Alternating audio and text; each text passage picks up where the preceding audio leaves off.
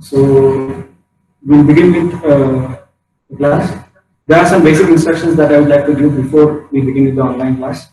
The first basic instruction is do not keep your mic on. So if you keep your mic on, there will be a lot of disturbance with respect to the video that will get recorded. Okay. So what we are doing is that we are recording this video and we'll upload YouTube also. So if at all you find any difficulty with online class, you can go back and watch this YouTube video, but it is compulsory to attend all the classes, online classes. Okay. There was a lot of difficulty in the previous semester with respect to the online classes that we conducted. In this time, we don't want to make all those mistakes. That's why we are making a lot of arrangement in order to cater the best possible online classes. Okay. Now, so if at all you find any difficulty or if you find any doubt, you can talk to me. You can send me a message. I'll try to resolve your problem. If at all you find difficulty with asking me, you can go and ask the HOD also if you have any difficulty.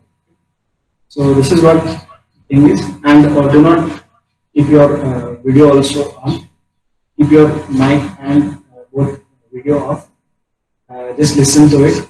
So once I ask you doubt, you can raise your mic on, and then you can ask the question. Okay. Only when I ask when I ask you to question me. Okay? So before that, do not ask anything and do not keep your mics on. So that's it. Okay. So I'll introduce you to the subject. So the subject is analysis of indeterminate structure. Previous semester you already studied analysis of determinate structure.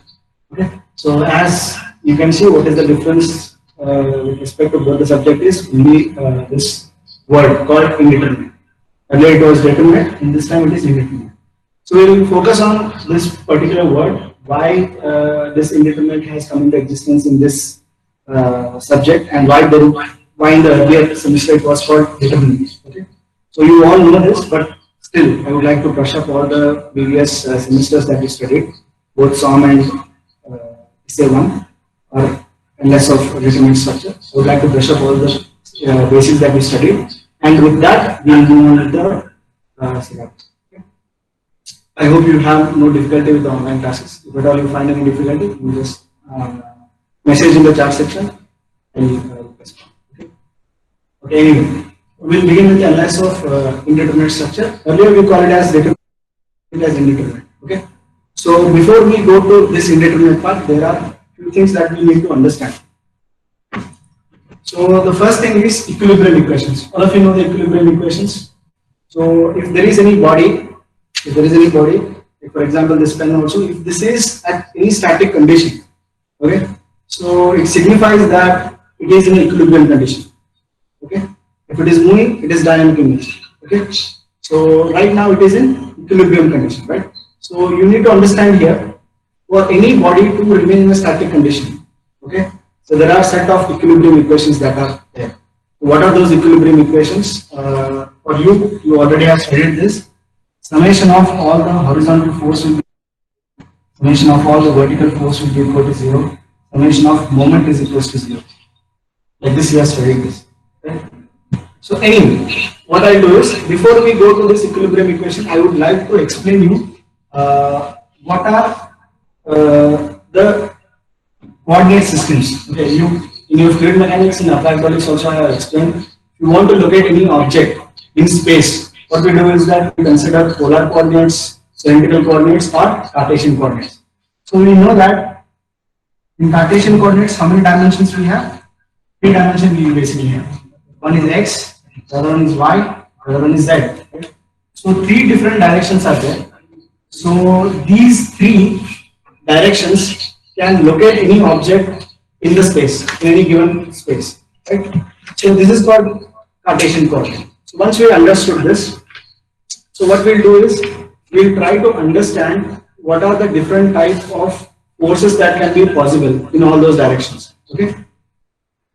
So you already know there are 3 dimensions, means there can be 3 different forces: Fx, Fy, and Fz. Okay. Fz. So other than forces, there is another type of force which you call it as moment. So it means what? Moment can also be in x, moment can also be in y direction, moment can also be in z direction. Okay, so you need to understand this. So other than this, when you come to your what do you say, like in structure analysis, there are two different things that we study. One is slope, the other one is deflection. I just briefly explain what is slope and what is deflection. Like for example, if there is a cantilever beam like this, okay. So now if this bends like this, if I apply some force here, this will bend like this. Okay? Assume this is what the deformation that has taken place. Now what I will do is I will drop a tangent at any point. So with respect to the horizontal, if I measure this, it will become my theta. Okay. So if I measure this deflection, I'll call it as delta. Right. So at any given point, you can have the slope and delta also. So similarly, in x, y, and z direction, there can be theta x, theta y, and theta z. Similarly, deflection can also be deflection x, deflection y direction, deflection z direction. So you need to understand all these principles. First, it is the force, and what are the forces in which direction it can be occurring, and then you must be able to understand what are the slopes and how these slopes are subjected in all the four directions. Now, what I'll do is I'll go with a simple problem of understanding this. Okay. Now let us take a simply supported beam.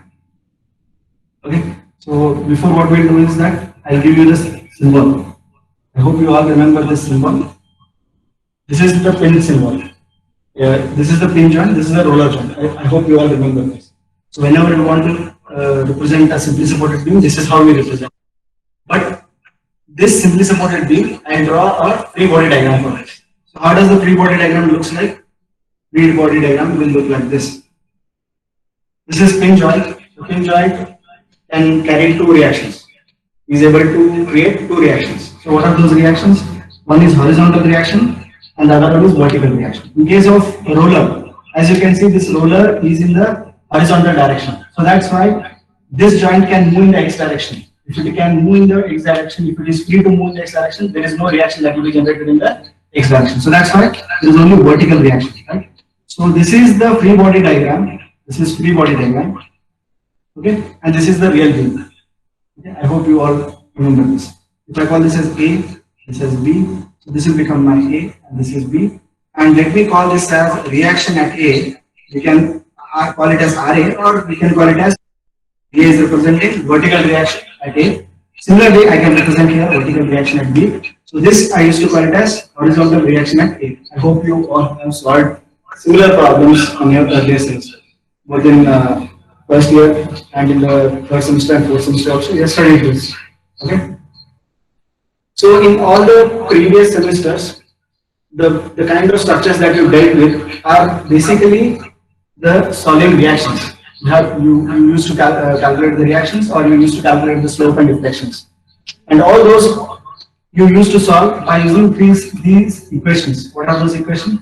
Summation of all horizontal force is equal to 0. Summation of all vertical force is equal to 0. Summation of all moment is equal to 0. Either you can take moment at D or moment at A or moment at B. You can take any point. But the thing that you are doing is that you are summing up all the moments, right? That's why I am calling it as summation of moment at any point equal to 0. Right? So these are the three equilibrium equations you have. Okay? So by using these three equilibrium equations, you used to solve the given structure. Okay. So what is the analysis that you used to do? In analysis, you used to calculate the reactions, vertical reactions, and horizontal reactions. If at all it was given you to solve the slope, you used to calculate the slope. If at all you were told to calculate what is the deflection, you used to calculate the deflection. Other than that, you have done nothing, right? But basically, what are the principles that are we using? We are using this equilibrium equation itself. Now, I'll try to show you another structure in which you try to apply the equilibrium equation and see whether you can solve it or not. Like, for example,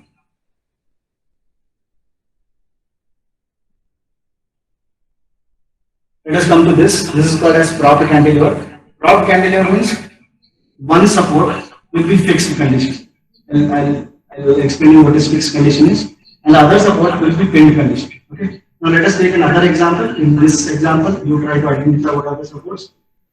Both the supports are fixed conditions. So if both are fixed, okay, in this condition one end is fixed, the other end is pinned structure. Let us try to evaluate what are the reactions that will be generated for the individual beams. Like for example, if I construct if I consider this one, let us take this joint first. This joint will have two reactions. What are the two reactions? Let me call this as A, I call this as B. So this will be my VB, vertical reaction at B. Then I will have HB, horizontal reaction at B. Now similarly, if you go over here, how many reactions will be here? There will be three reactions here. Okay. So one is the vertical reaction at A, the other one is horizontal reaction at A. Then we have movement reaction at A, like this. Okay. So let us sum up all the reactions that are required to be calculated for this beam. So how many reactions over here? 3. How many reactions here? 5. So total how many reactions we need to solve? 5 reactions. That is the basic analysis of this given structure. But how many equilibrium equations we have? 3 equations. So you can only solve 3 of the reactions. Other 2 will not be solved, or it will remain unresolved. So it means what? You have not completely analyzed this structure. So this kind of structures are called as indeterminate structures. So structures which cannot be determined, whose reactions cannot be calculated by the existing equilibrium equation, we call them as indeterminate structures. Okay. So this property cantilever is an indeterminate structure because we have 5 reactions to be calculated and we have 3 equations. So 2 of the reactions will remain unresolved. So if it is remaining unresolved, it means what? It is indeterminate in nature. Now let us go to the other structure that I have drawn here, the fixed one. So let us calculate or let us try to understand what are the reactions that we have. Now let me call this as A, this as B end. So here we have vertical reaction at A, then again horizontal reaction at A, then we have movement reaction. So 3 reactions. Over here also there is a vertical reaction at B, horizontal reaction at B, then there is a movement reaction. So now there are 6 reactions that have to be calculated. Okay. How many equilibrium equations we have? 3. This is correct. So how many reactions will remain unresolved? 3 reactions. So again, this is also an indeterminate structure.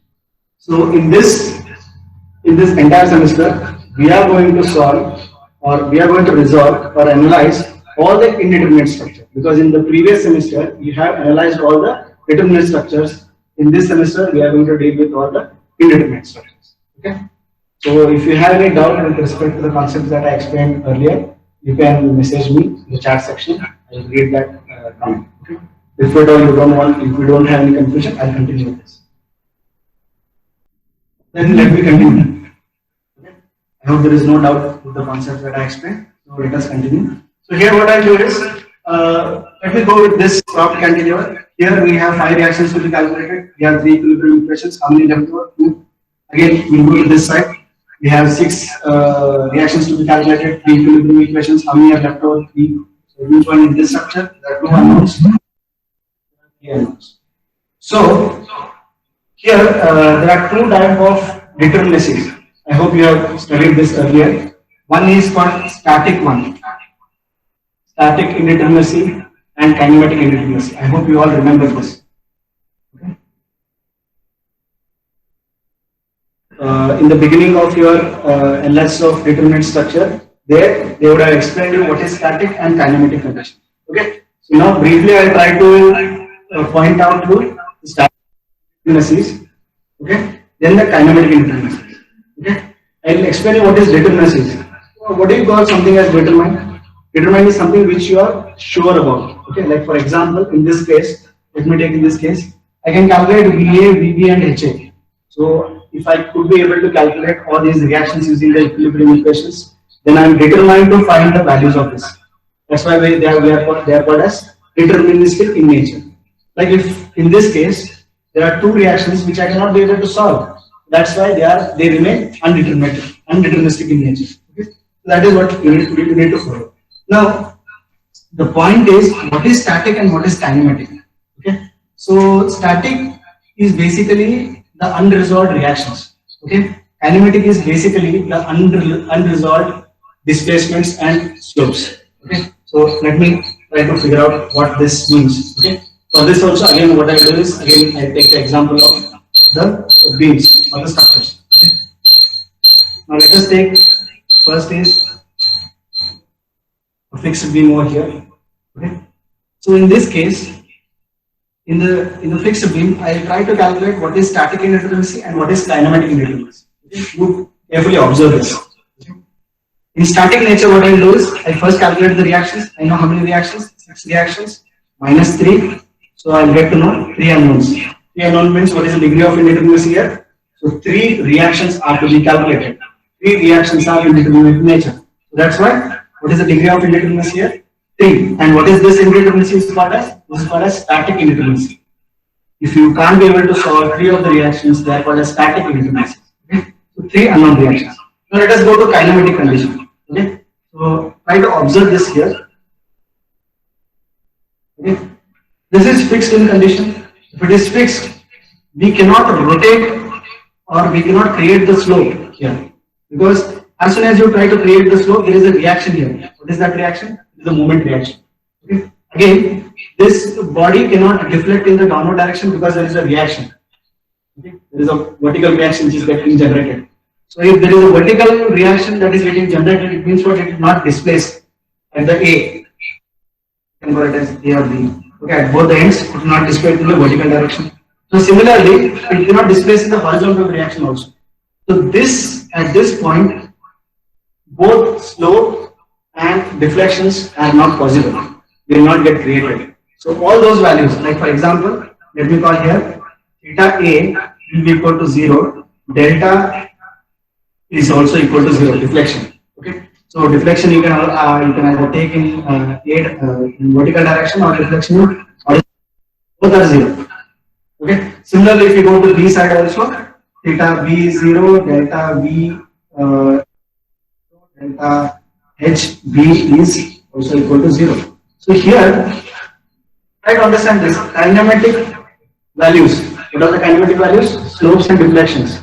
So slope and deflections at A and B are 0 itself.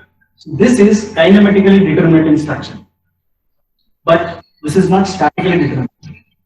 This structure is basically kinematically determinate. It means what? There cannot be slope, there cannot be deflection at both the ends, but there is a possible case of unknown reactions. Okay. Now I'll give another example. In this case, we have taken the fixed condition. Next, what I'll do is I'll take the simply supported condition. Let us go to simply supported condition. Okay, I'll take this beam. So in this beam, we have a roller support on B end, and we have pin support at the other end, which is A end. Okay. Now we know that there are 3 reactions that will get generated. One is VA, VA, VB, and HA. So 3 reactions, 3 equilibrium equations. So 3 minus 3 is equal to 0. So this particular structure is statically determined. Now let us try to define what is the kinematic indeterminacy here. Okay. So let us try to find out the kinematic indeterminacy. So if I apply some load over here,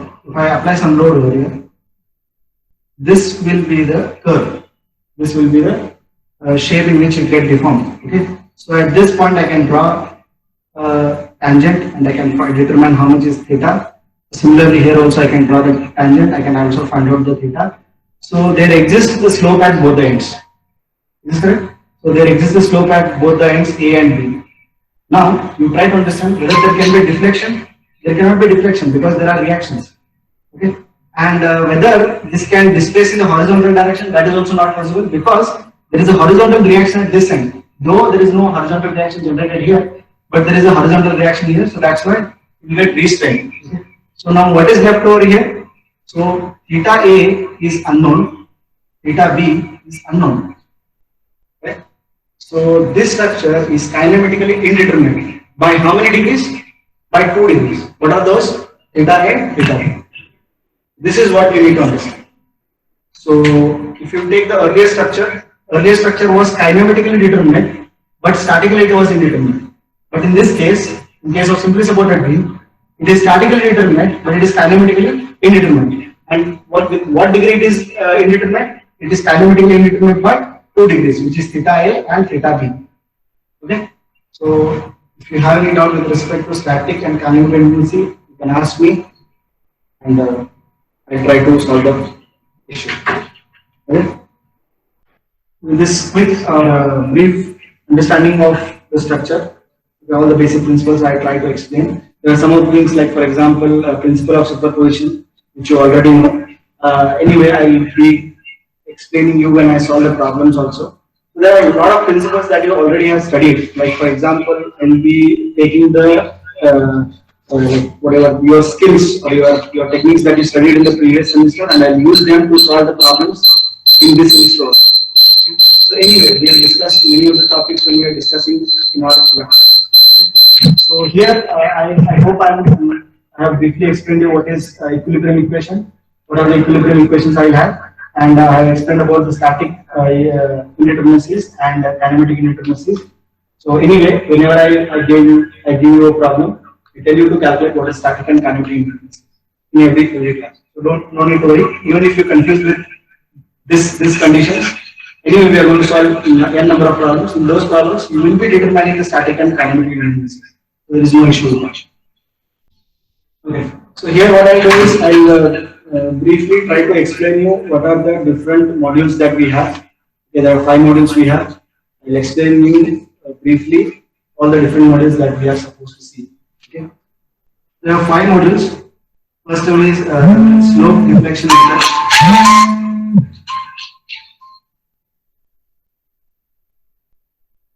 So next is moment distribution method. The third is Carney's method. The fourth, there are 2 matrix methods. So first one is flexibility method. The fifth one is stiffness. So these are matrix methods. You have studied matrix, so you use that matrix format in order to solve our problems in structures. Okay. So first one is slope deflection method, first module. The second module will be moment distribution method. Third one is Carney's method. The fourth one is flexibility method of structure analysis. The last one is stiffness method of structure analysis. So these are the 5 modules we have. We will begin with slope deflection method, and then we can continue with other methods also. Okay. So before we reach this, before we begin with slope deflection method and all of those things, I want you to simply go through some of the textbooks of structure analysis 1. If at all possible, I will try to send you the document or the soft copy of any textbook. It is possible. Okay. So in that, what you need to understand is there is what you say, like there is a transition portion which has been omitted by our syllabus. Okay. I'll try to explain what is that transition is. In ADS, which is analysis of determinate structure, and AIS, when you shift from here to here, there is a small portion, there is a gap. This gap is called as analysis of fixed beam. Okay. You have not studied this, but you know there are several methods which you have already solved in ADS. Using those methods itself, you can solve the fixed beams. Okay. So, but this analysis of fixed beam is not being explained to you. What I will do is, in first few classes, I will try to explain you the fixed beam. What is fixed beam, and what are the different conditions, load conditions on a fixed beam. So once I explain this part, this transition part, I will go to AIS. So in the AIS, I will begin with slope deflection, then we will go to moment distribution, and so on and so forth. So this is the brief introduction of this subject. So if you find any difficulty with any of this, you can ask me the question, so that I will try to clarify the questions. Okay. So if you have any difficulty with the online classes, you can explain that also. We will try to interact.